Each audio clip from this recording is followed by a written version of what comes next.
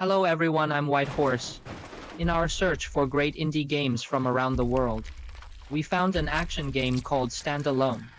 Just from the video, I can feel that this team is very good at making this kind of game. After a few contacts, we learned that this is a 3-member team from South Korea, and it's their first time to develop a game. During the Steam Festival, we tried the demo of Standalone. With curiosity and questions, we interviewed this team. Let's take a look at them and what's so different about Standalone. The interview was conducted via email. So let's leave the voice to the AI. Would you introduce Standalone to our readers? Standalone is an action roguelike game where you can modify skills to create abilities beyond imagination. The essence of our game lies in the endless organic interactions between skills. Each randomly acquired skill has its unique characteristics, and the way you use these skills in sequence or enhance them can completely change your combat style. In extreme cases, it could even allow you to defeat boss monsters in a single hit. Through these experiences, we aim to create a game that encourages players to ponder over skill modifications and continuously seek out new, unique combinations of skills for the sheer joy of discovery and strategy. Besides, the story of Standalone is a journey about a shepherd robot that became entangled in deception. In the wake of Dr. Wolf's devious plot, all the sheep meet a tragic fate, and the robot loses its memory data.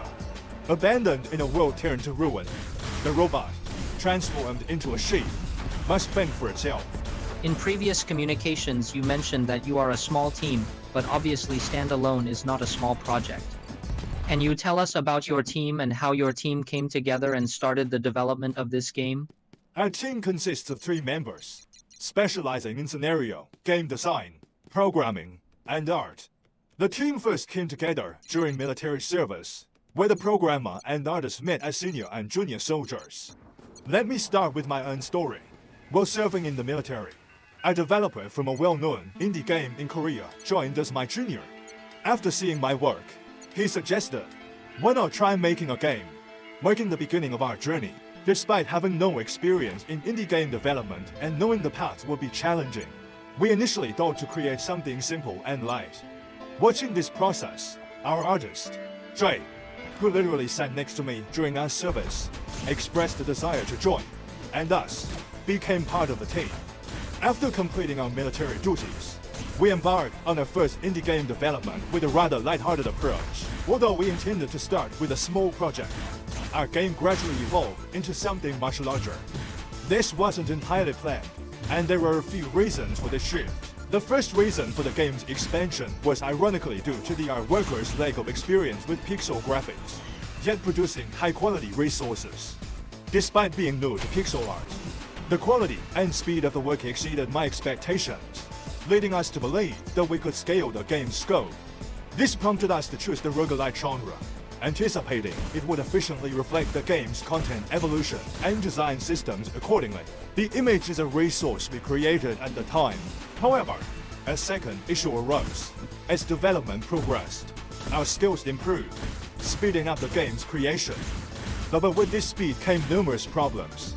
The lack of clear game design initially extended our production time, and we encountered more work outside our expectations, such as UX and scenario needs. Managing the expanded scope required focusing on our respective roles in art and programming, but we also had to handle various internal and external tasks, including grant applications and business meetings.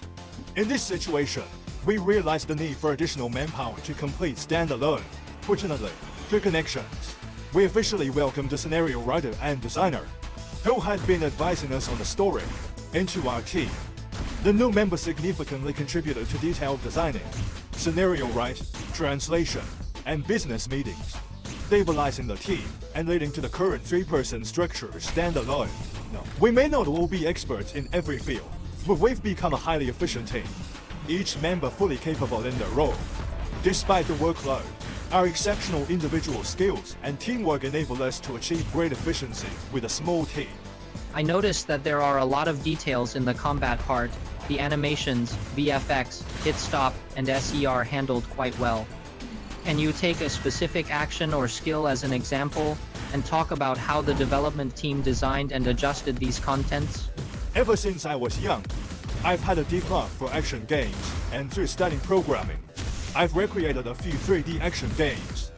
This experience gave me a solid understanding of the basic elements required for a satisfying hit effect, such as no bug and screen shake effects. The first major improvement to the action and combat experience was a complete overhaul of the action resources. Given that the default weapon was not a light, sharp sword, but a massive, heavy greatsword, it was crucial to highlight its characteristics. To achieve this, we analyzed every element that could visually enhance the combat experience, including visual imagery, numerous frames, and dynamic motions. We realized that the quality of action resources had a more significant impact than anticipated, leading us to the challenging decision to renew all existing action resources. It was a massive undertaking, but by increasing the size of the sword and adding detail to the VFX, we significantly improved the visual appeal and clarity of the combat feedback, making the action much more enjoyable visually. Playing famous action games on the market and distilling the enjoyable experiences to reinterpret them into a 2D side-scrolling action format was also incredibly helpful. For instance, I had so much fun playing with the Greatsword in the Monster Hunter series that I wanted to replicate that experience into the side-scrolling action. I recorded gameplay footage and examined it frame by frame to understand the principles of action experience and its regularity. The image is a skill actually created after observing Monster Hunter at the time. I particularly liked the slight delay in certain actions, so I made an effort to incorporate these details. In addition to this, we analyzed and discovered various characteristics to add detail, ensuring that the heavy and powerful weapons did not feel slow or bulky. Another task that significantly influenced the combat experience focused on the visibility of monsters. Since the combat experience is not solely based on the player character's actions, but also on the interaction with monsters, we kept in mind that clear monster attacks are crucial in action games. We pondered over various factors, such as the silhouette of monsters, the VFX of enemy attack patterns, and the player's point of focus during chaotic battle situations. Just as we refined the visual action, it was essential to ensure that the operational fun was also sufficient. We endeavored to accurately express the interactions of various actions during development.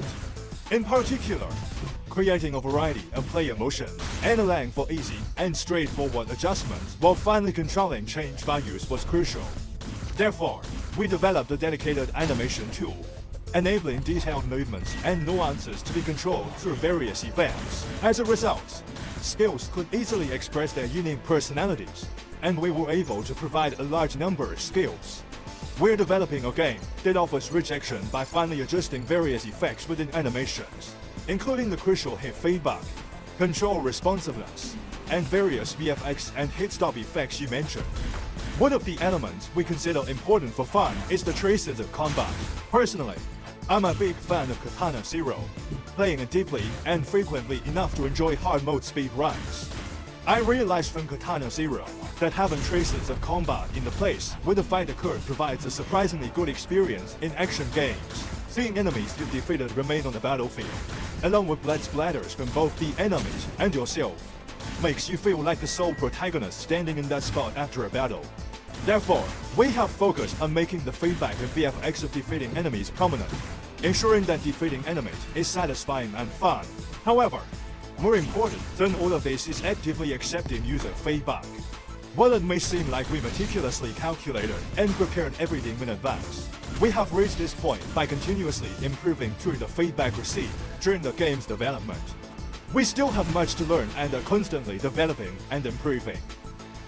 The map nodes and skill slots in the demo gave me the impression that the team wanted to give the game more depth of gameplay. But it also meant a lot of work and budget, as well as more development time. Can you talk about that in your roadmap? What changes are included in the major milestones and the time of them, and how much content will be included in the final version? We're considering an early access release for standalone in 2024. There are many reasons behind our decision for an early access launch, but the most crucial is our desire for player-centric development that grows with the feedback of our players. Developing content on a timeline is challenging, where we believe that fine-tuning level design is even more difficult. We think it's insufficient to rely solely on internal testing. Communication with players and adjusting based on their feedback is essential. The scale of the early access version will encompass a total of 3 stages. While this might seem short, we aim to deliver a fully satisfying experience with high-quality boss fights, various event maps for narrative depth, and as much content as possible in each stage to ensure the volume feels substantial. We've received many questions about progressive growth elements. While these meter progression-related contents are not currently revealed in the demo, they are included in our development plans. Also, we plan to develop elements for upgrading various weapons if we complete the development of all stages, including combat and boss fights, by the first half of this year. We will then proceed with adding numerous skills and items, various events, and a diverse range of weapons. Before being game developers, all of our team members are gamers themselves. Therefore, we avoid practices like arbitrarily forcing multiple playthroughs or setting impossible goals just to extend playtime. Even with an early access release, we aim to present a game that does not feel lacking. We consider the official release to be in the distant future, so we haven't set a detailed schedule yet. However, we plan to add substantial content related to the completion of the scenario and the final ending.